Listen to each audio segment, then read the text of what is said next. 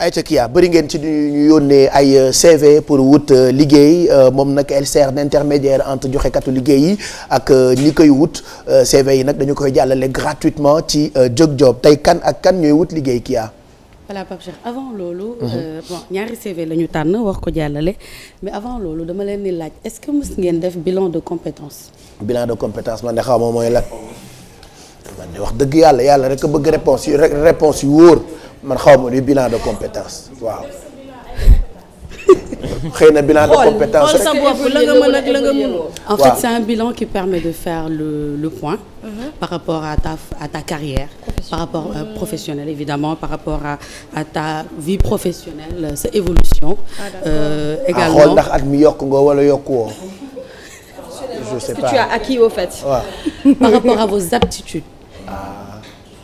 xam nga yenn saa nit di nga occuper benn fonction nga dem ba ci biir tu te rends compte que t'as pas réellement les aptitudes nécessaires te loolu mënuloo ko xam tant que defuloo sa bilan de compétence mën nga am benn sentiment de je me sens pas bien je suis pas bien à ce poste j'ai envie peut-être ma passion c'est pas ça j'aurais bien aimé faire autre chose mais en réalité boo defee sa bilan de compétence ci ngay rendre compte ni que yow réellement tu avais raison dans ta tête que lii du woon pour yow par rapport à ta vie professionnelle sa évolution. c'est-à-dire bu ñu la tegee ci place de temps en temps da ngay xoolaat sa bopp. loolu mooy bilan de compétence. xoolaat sa bopp quoi est-ce que. exactement voilà faire le point xool ndax lii ma nekk nii baax na et puis bu fekkee nit ko ambitieux nga comme ñun ñëpp da ngay xool à l'avenir écoute je suis enfin disons aujourd'hui j'ai un master ci biir entreprise bi bëgg naa évolution je fais un bilan de compétences je me rends compte que par rapport aux postes qui seront disponibles disons dans 2 ans si je fais un master ça me permet d'occuper tel ou tel poste. En fait si on fait un bilan de compétences c'est ça en général dañ koy def en entreprise mais pas les heures de travail après les heures de travail on peut faire son bilan de compétences et puis il y a beaucoup de sites internet aujourd'hui Pape Cheikh soo si duggee tu as la possibilité il suffit que nga tapé bilan de compétences tu as la possibilité ñu jox la ay tests des questionnaires yoo xamante ne tu peux les faire toi-même pour voir en réalité où est-ce que tu en es dans ta carrière professionnelle. Intéressant, ça c'est intéressant. C'est en général gars yi dañ koy def en fin d'année hein. Là on est en fin d'année wala même au milieu de l'année. Mais quand on parle de bilan, on parle de fin d'année. Je pense que c'est un moment idéal de faire le bilan de ses compétences. Voilà. Donc n'hésitez pas, prenez peut-être votre téléphone portable, tapez bilan de compétences, il y a beaucoup de tests sur internet. Et il y a des cabinets également Pape Cheikh fii Sénégal yoo xamante ne dañuy da nga fay dem ñu defal la sa bilan de compétences.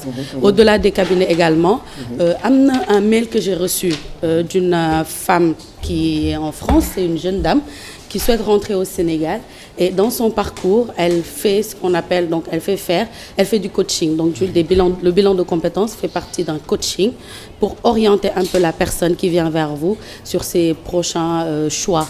Ce soit sa carrière, sa formation ou son évolution en entreprise. Voilà. Moi, quand j'étais à l'université, oui, j'ai fait l'université quand même. Quand j'étais à l'université, am na cours boo xamante ni élèves yu bëri duñu ko faratal. C'est comme quand tu fais écofemme ou dessin, am na cours bu tudd développement personnel. Donc je demande aux élèves, aux étudiants de bien suivre cours développement personnel parce que je reste convaincu que ça permet boo commencer di liggéey de temps en temps ngay def loolu nga wax nu mu tudd bilan professionnel, c'est ça. Bilan de compétences. Oui. Et puis Pape Cheikh boo seetloo léegi école yi nga xamante ne ñoom mujjee tijji fii Sénégal dañu intégrer li ngay wax développement personnel ci seen programme. C'est intéressant. C'est pour aider un peu les étudiants ci seen après intégration en entreprise. mu nekk loo xamante ne man franchement dama leen di féliciter et puis ñu ci bëri ñu ngi dellu di roy ci ñooñu noonu pour di ko intégrer ci seen programme tout en sachant que fii Sénégal les coachs en développement personnel bëriwul. Moi je me rappelle à un moment donné on a travaillé avec un coach en développement personnel qui venait de la France. On lui payait presque 1500 € la formation quoi pour une personne. Pour dire que suñ ko intégré tey ci formation c'est quelque chose à féliciter. Alors Pape Cheikh on démarre avec les CV. Si je peux les avoir à l'antenne. Tu l'as déjà devant toi? C'est pas ça. D'accord. Donc c'est ce que tu as à l'écran, c'est ça? Seyni Gueye. Voilà. CV Seyni Gueye. Voilà, donc c'est le CV, le premier CV, c'est celui de Seyni Diagne, qui a eu de 2012 à 2013 une licence en comptabilité et gestion à Dakar, donc au Sénégal, à l'École supérieure polytechnique de Dakar. Pour ses expériences professionnelles, à partir du 26 juillet 2015, il a travaillé au niveau du centre de coaching africain comme téléopératrice dans la formation en télémarketing.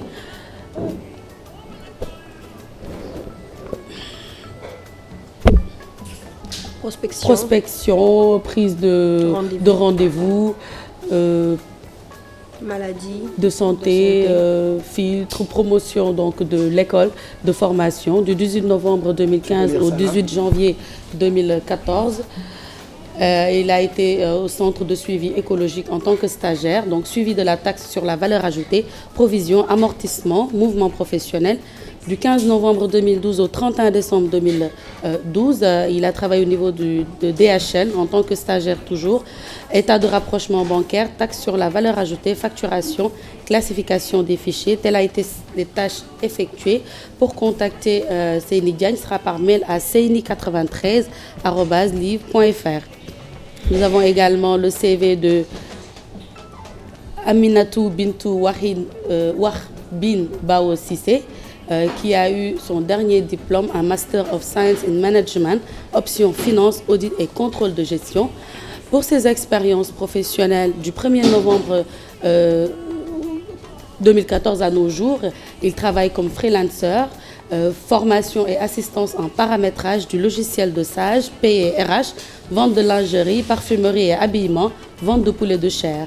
Du 10 février 2014 au 31 octobre 2014, il a travaillé au niveau de Pikini Production Audiovisuelle en tant qu'agent commercial, prospection et développement de portefeuille clients, recherche de partenaires, donc de sponsors, initiatrice de chef de projet, campagne de publicité sponsorisée, mise en place de stratégies marketing, veille concurrentielle, enquête, gestion commerciale, gestion des dossiers de sponsors, réorganisation du service commercial et soutien administratif à la direction, motivation du personnel, communication d'influence. Du 1er septembre 2012 au 29 février 2014, il a travaillé comme freelancer, vente de produits d'habillement et accessoires parfumerie. Pour contacter Madame Bao, sera par mail à philo.bao@gmail.com. Voilà Pape Cheikh ñaari CV yi la ñu jot. di ñaan ñi nga xamante ne jot nañ ci ou seetaan nañ ko ñu contacter leen ndax ñu mën a xëy comme ñëpp. voilà donc soxla bu teew ay nelaw faju ko loolu lañ koy faral di wax moo tax bu ngeen yónnee seen ay CV dañuy yàkkamti jàllale ko gratuitement et puis on souhaite bonne chance ci ñi nga xamante ni ñooy joxe seen ay CV ñu koy jàllale gratuitement. Durant 2015 il y a eu beaucoup de jeunes qui ont eu du travail grâce à Jok Job ñoom ñëpp ñu ngi leen di encourager na ngeen sax ci am jom nangoo liggéey nag dafa am solo loolee moom la ñuy prôné ci Jok Job bi lundi ak jeudi bu jot. En tout cas on te remercie pour ça. Je rappelle que ku ci am sa CV te amaguloo liggéey n'hésite pas, envoyez vos mails ci adresse bi nga xamante ni moom lañ leen di jox souvent muy adresse mail bu Yeewu Leen ki a di Yeewu Leen TFM tout collé @gmail.com. Voilà.